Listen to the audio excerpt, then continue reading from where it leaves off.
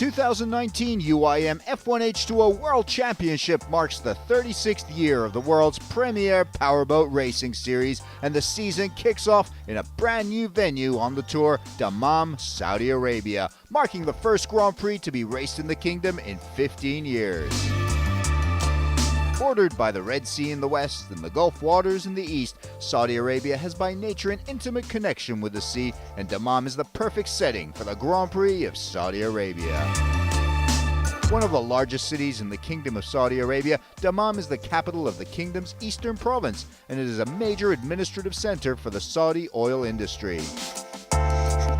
Dammam is a city designed upon the principles of modern urban planning, and while the city boasts a long history and rich traditions, it is also a sophisticated and forward-looking metropolis with a busy and colorful commercial scene, dotted with busy shopping venues, not to mention excellent eateries, restaurants, and a refined local cuisine. If there's one thing the locals in Dammam loved, it was the F1H2O boats and drivers who came here for the first time in 15 years. Crowds flocked to the race area to take pictures and selfies, and even Saudi royalty was in attendance to enjoy and welcome the UIM F1H2O series. Now let's take a quick look back at last year's season.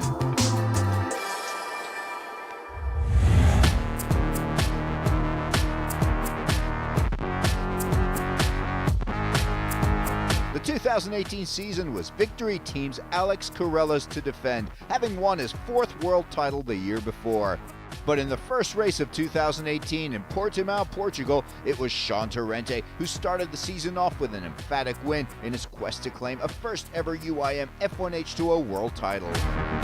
But in round two, Eric Stark of Sweden, who barely made it on the driver roster that year, won the Grand Prix of London, and then after joining Team Abu Dhabi, took another win in Evian, France, which ended in a Team Abu Dhabi 1-2-3 on the podium.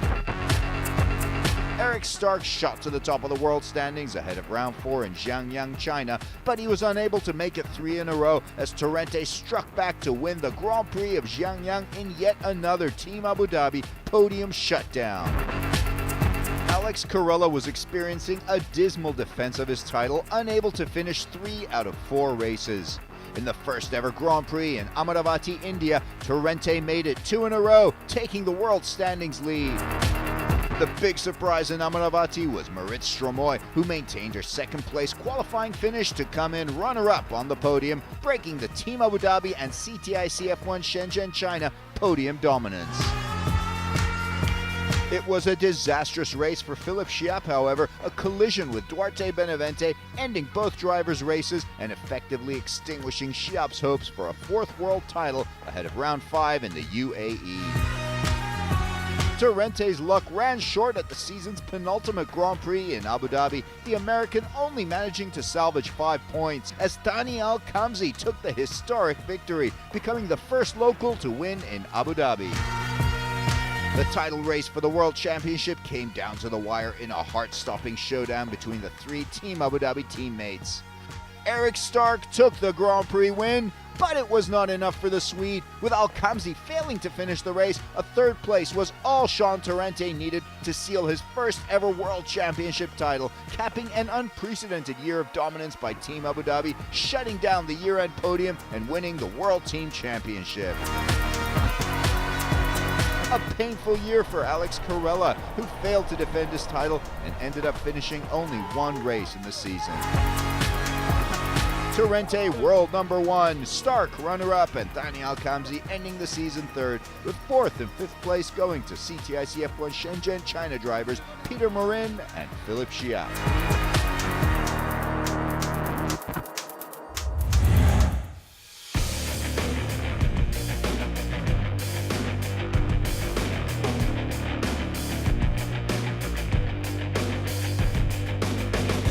18 drivers from 9 teams representing 11 countries will renew rivalries in the season opener in Dammam at the championship's 280th Grand Prix, which marks a return to the Kingdom of Saudi Arabia for the first time in 15 years.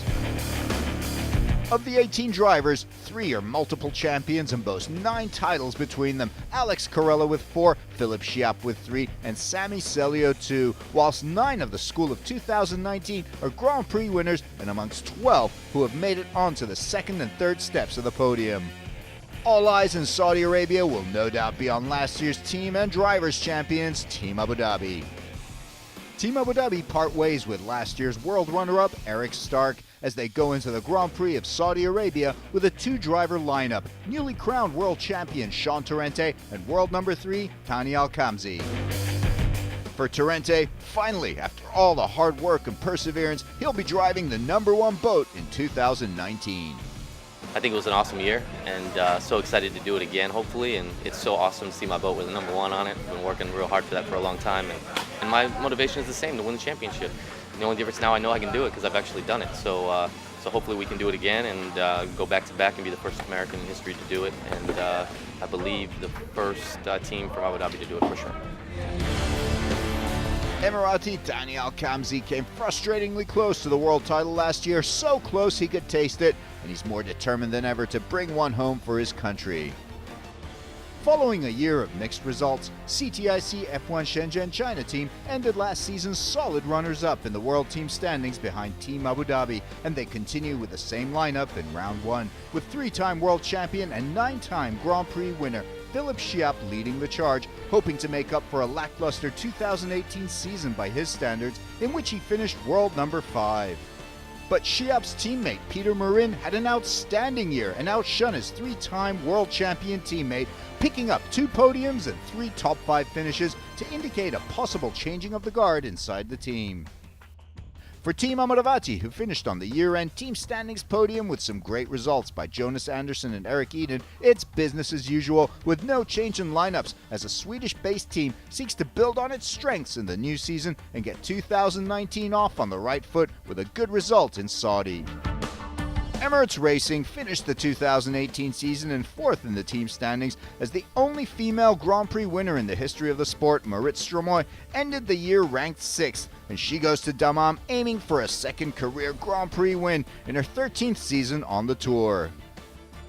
The Norwegian driver is racing once again alongside Polish driver Bartek Marszalek, who has on occasion shown he has the pace and is capable of qualifying in the top 3 and challenging the lead runners.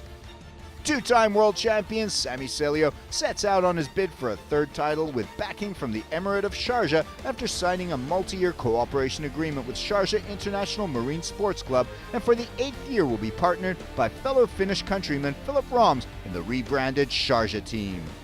Yeah, it's the new partnership with the Sharjah, so we have the Sharjah colors now with the Emirates, so we are proud for that and we will push maximum for that.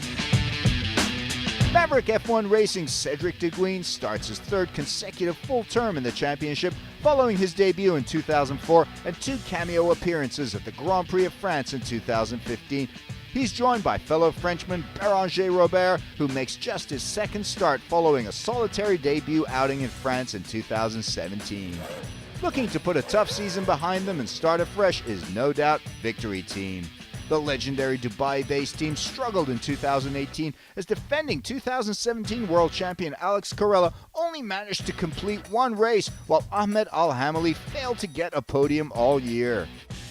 Al-Hamali is a determined racer, qualifying on pole 10 times, winning 7 times with 12 further podium finishes, and last season battled to 5 straight points finishes before a big crash in Abu Dhabi in qualifying forced him out of the final 2 races.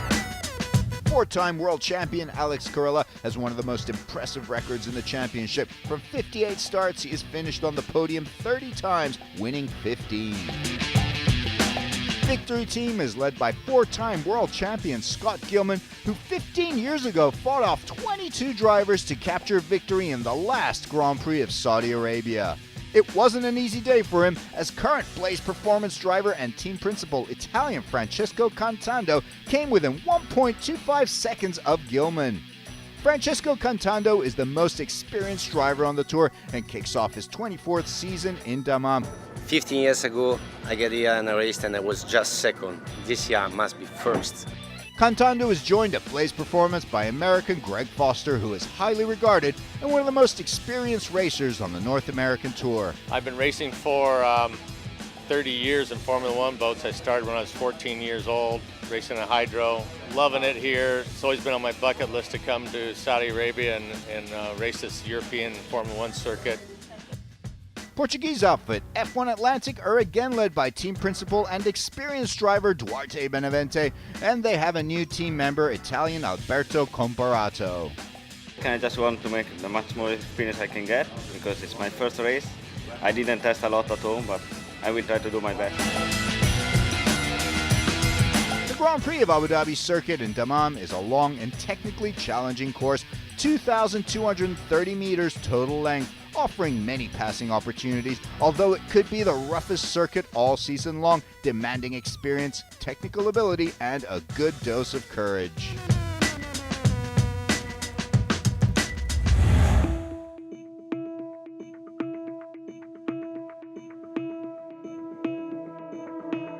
Former multiple UIM F1H2O world champion Jonathan Jones gives us some insight into the technology behind an F1H2O boat. There's more than meets the eye, you know, when it comes into the technology that's built into some of these boats these days. And of course, every team is looking at ways in which they can beat the other teams out on the water. Let's take a look at some of these ideas and how these teams feel that they can get the boats to run a lot stronger, a lot faster on the water during the race. Propellers to a boat are pretty much like gears are to a car. And as you can see, there are different sizes, different diameters. Some are longer this way, longer that way. Some have pointed areas here, some have round areas.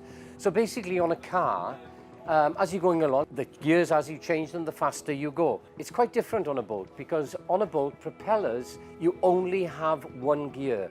So what you try and do is select the right size propeller for the circuit. Now, if you put a bigger propeller on, that means you're going to go faster, but it means you're going to accelerate a little bit slower.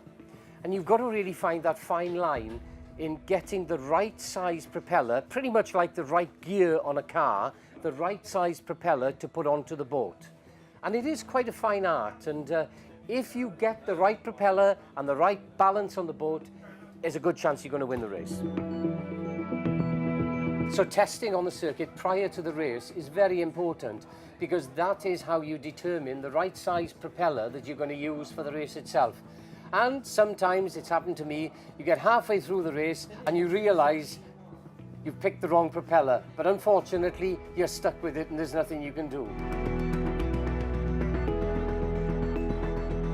So this is a typical engine that we use for powerboat racing in Formula One now.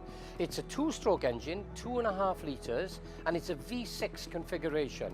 When these engines come from the factory, they're probably producing around 200 horsepower, but then the engineers start working on them.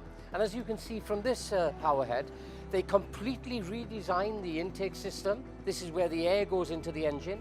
They use a far lighter flywheel. Inside the engine itself, they use special pistons and conrods, and they balance everything. So it goes from about 200 to 400 horsepower, and also it increases the torque of the engine, which helps with acceleration. And all of this in a very, very light package, probably weighing something in the region of 75 kilos. Another area that's improved immensely over the last 4 to 5 years is battery power. And these batteries are used to start the engine. The faster you can start the engine, the faster the boat's going to crank up and go down the straight. And what we've done is we've changed from the old lead acid batteries into lithium ion batteries. Give you an idea, one of these batteries used to weigh about 12 to 14 kilos. They're now down to just over 2 kilos and pushing out more power.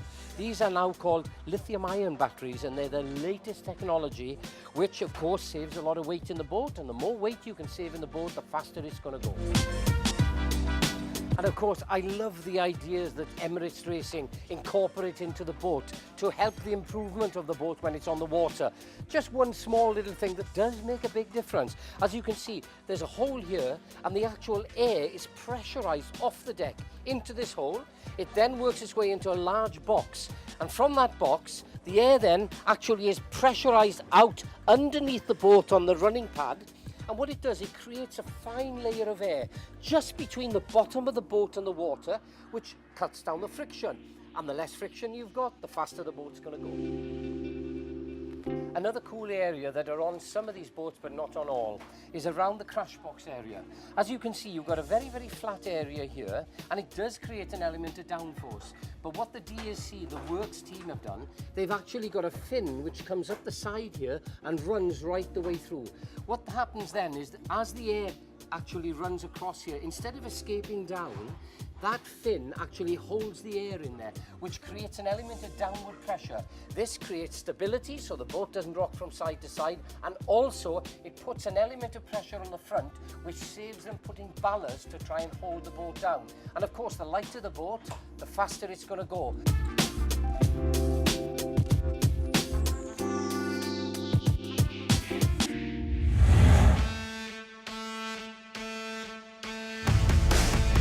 The Rebellion official qualifying would not be run over 3 sessions as usual, but through a 1.5-hour free practice and qualifying session in which the fastest times would determine the starting lineup for the Grand Prix of Saudi Arabia.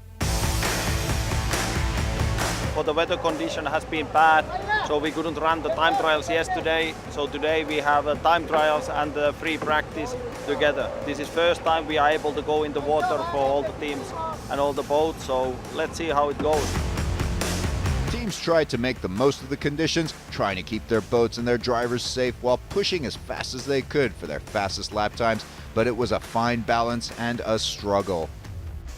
Blaze Performance driver Greg Foster's Blaze boat took a hit in qualifying, his left sponson heavily damaged, and the American driver struggled to get his boat back to the pontoon in time to avoid sinking. They just made it in, the boat was quickly lifted out of the water, and Blaze Performance team would have a long night ahead of them. Hardly going anywhere, and all of a sudden just came over and it nosed in a very little bit, but nothing bad. And all of a sudden I noticed there's water coming off of it, but nothing that shouldn't have happened. Well, it's really rough. And now it's only one boat out. You can't drive in this. It's too rough. And the Rebellion official qualifying is cancelled. The conditions proved too rough.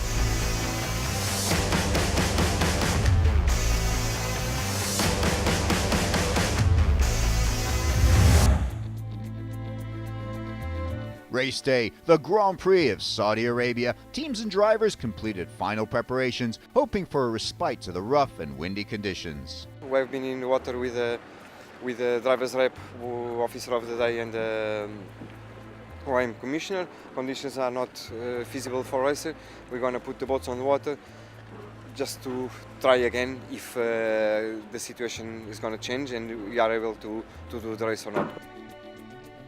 Teams headed out on the pontoon with a chance conditions may improve, getting their boats on the water and their drivers and setups ready, testing the circuit to see what may be in store for them in Dammam. Hundreds of spectators and fans took their places in the stands, eager to see the first UIM F1H2O Grand Prix in the kingdom in 15 years. Also in attendance was His Royal Highness Prince Nayef bin Abdulaziz Al Saud, the governor of the Eastern region, as he greeted and conversed with drivers before the race.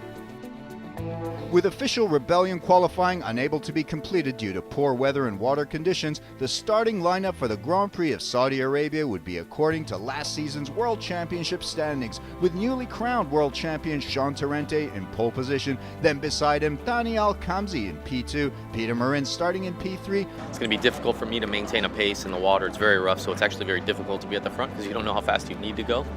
But we'll do our best to keep everything together and get it home and get a win and get home. Marit Stromoy, the hard-charging Norwegian, knows she's close enough to aim for a podium spot. No, we had a lot of people here yesterday. I think there was many thousand people here came to have pit walks down the pit, and there was a lot of women, local women, and they were cheering for me, so that's good. So let's hope we can do a good race and make the women proud. The boats are lowered into the water and lined up along the starting pontoon. The rough conditions mean that officials may opt for a rolling start to the race as opposed to a pontoon start. Ultimately, it's the race director's call. Sami Celio of Sharjah team was the first to head out and test the waters. He has had his share of crashes in rough conditions, and he wants to make sure he knows what he's in for here.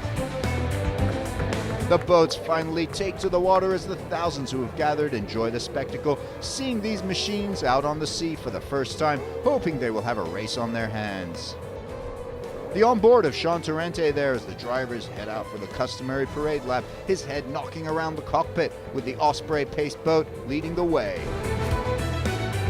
There are a lot of drivers with over a decade of experience here who have driven in every condition imaginable and who have had to negotiate some very rough circuits, dealing with all sorts of waves and currents on salt and fresh water, and these drivers know what conditions are raceable and what conditions aren't, conscious of the line between bravery and foolhardiness, knowing when it's time to pack it in. Torrente gets his speed up, trying to increase the pace to get himself above the waves and over the troughs. But it's too much, the waters are too rough for him, and Torrente heads back to the pontoon. And race director Luis Ribeiro calls the race off. The conditions too dangerous. With safety always the preeminent concern, the racers need to curb their instincts and rein themselves back onto land. You know, the problem is that we have long waves, and long waves is like a slide, and you get used to the sky. It's a problem. Till it's choppy is not a problem. Unfortunately, no. We know this is a weather that never happened here in Saudi Arabia, and unfortunately, I must say that it's not raceable. So I'm sorry for the crowd. It's very nice people. They give us a lot of support. It was nice to be here, and I hope to come here again here 10 times per year. It's a nice place to be. I'm very proud. The people are coming and sitting for hours and hours waiting for the race. I'm saying thank you guys, and very sorry at the same time because you don't enjoy the race. We'll make it next time better and better.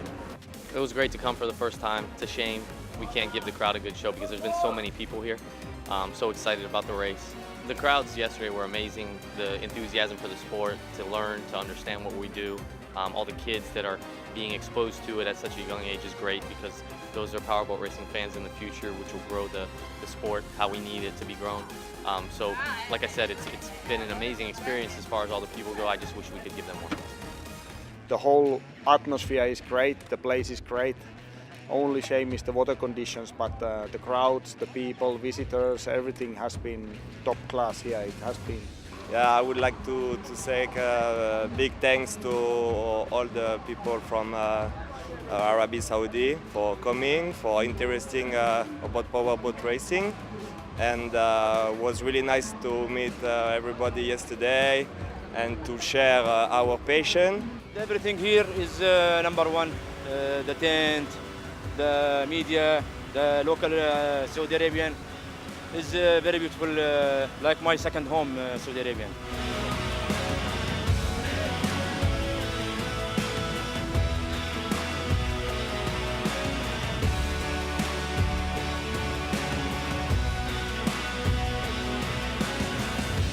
Drivers, teams, crews, and their families put the frustration of weather conditions behind them to relax and enjoy Saudi hospitality with a sumptuous gala dinner. President of the Water Sport and Diving Federation, His Royal Highness Prince Sultan bin Fahad bin Salman Al Saud, welcomed the UIM F1H2O family to Dammam, highlighting the importance of the sport. We always ask ourselves as sports people, what is the ultimate goal of sports? I find that it's to bring people together, to bring people from different backgrounds and cultures in one platform. When you look at the families that were walking at the pits and looking at the boats, they got to meet everyone here. We are all from diverse backgrounds from different countries. They were very, very happy, and I think that achieved the ultimate goal. So I would like to thank everyone here. Thank you very much.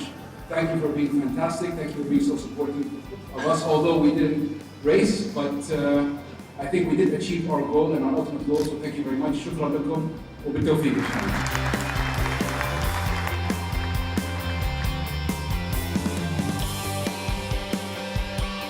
See you at the next race in Portimao, Portugal.